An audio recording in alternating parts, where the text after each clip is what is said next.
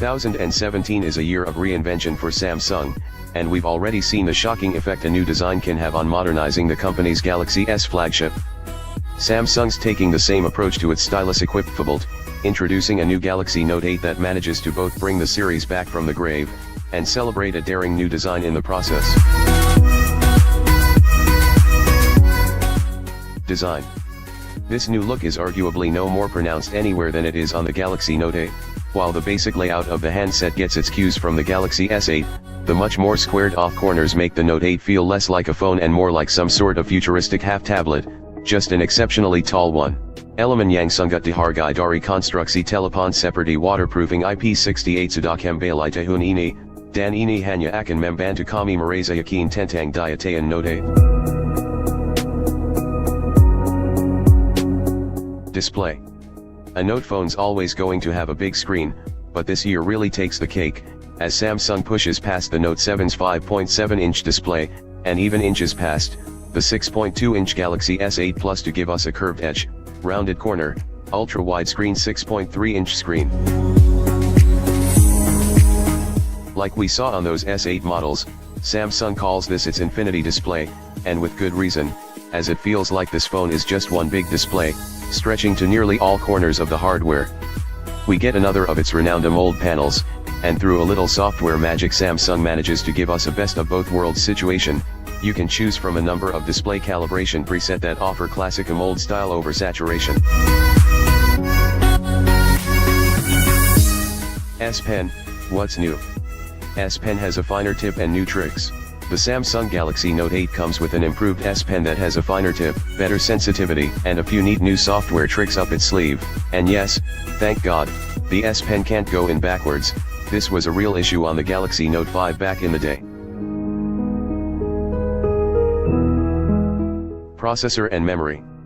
Extra RAM may not be a game changer, but still gives the Note 8 a little bonus oomph.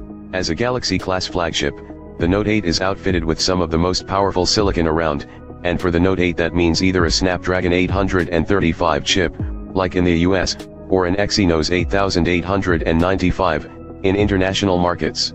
While that sounds a lot like what we got on the Galaxy S8, for a big phone like the Note 8 Samsung's also supersizing system memory, boosting RAM from 4GB up to 6GB.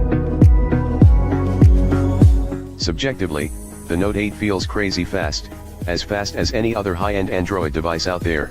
Internationally, you can track down options as high as 256GB, and while that does have us feeling all sorts of jealous, there's nothing stopping you from popping a big micro SD card in even a regular 64GB Note 8.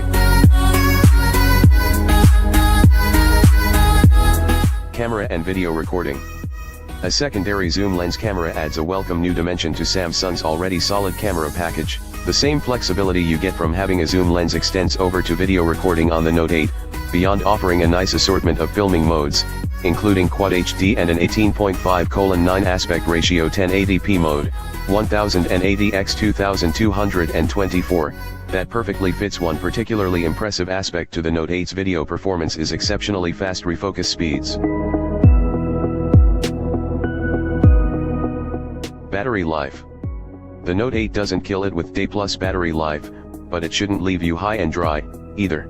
For the Note 8, Samsung again seems to have come to a compromise, squeezing a 3,300 mAh battery into this hardware. That sounds good, but don't forget we've also got a humongous screen on this phone, just itching to consume all the power it can get. Luckily, CPU tech is also becoming more efficient, and with chips based on a 10nm process here, the Note 8's able to get more done while making less of an impact on the phone's battery. Conclusion. The Galaxy Note 8 is at once a safe, almost obvious phone, and one that still manages to show Samsung reaching out into new, untested waters. By taking the look of the Galaxy S8, scaling things up a bit from the GS8 Plus, and adding in S Pen support, the Note 8 feels like the Galaxy Note phone Samsung was always going to make. But by giving us dual cameras for the first time, it still shows that Samsung is willing to use the Note platform to test out new features. While there's a healthy handful of issues like that we could pick at, none of those are worth ignoring. That this is a powerful, attractive, feature-rich handset that is exactly what the next Galaxy Note needed to be.